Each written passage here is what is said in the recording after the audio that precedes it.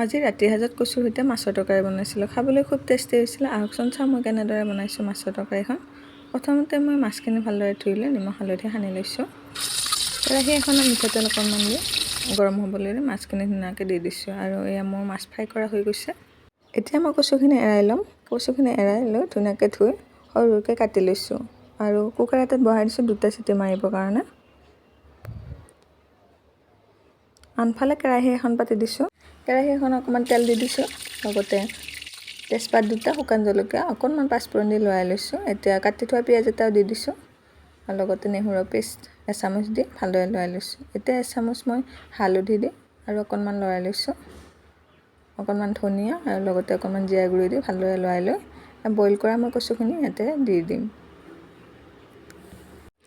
এতিয়া অকণমান সময় লৰাই লৈ সোৱাদ অনুসৰি মই নিমখখিনি দি দিছোঁ। আৰু বইল কৰি থোৱা পানীখিনিও এতিয়া দি দিম। আৰু উতলি অহাৰ পিছত এতিয়া এচামুচ আদাৰ পেষ্ট আৰু লগতে জালুকৰ গুড়ি অকণমান দি ফ্ৰাই কৰি থোৱা মই মাছখিনি ইয়াতে দি দিছোঁ। এতিয়া 10-15 মিনিটৰ কাৰণে উতলিবলৈ দিম। যিমান সময় মাছখিনি উতলে খাবলৈ সিমানেই টেষ্টি হয়। আৰু এয়া খাবলৈ ৰেডি হৈ গ'ল।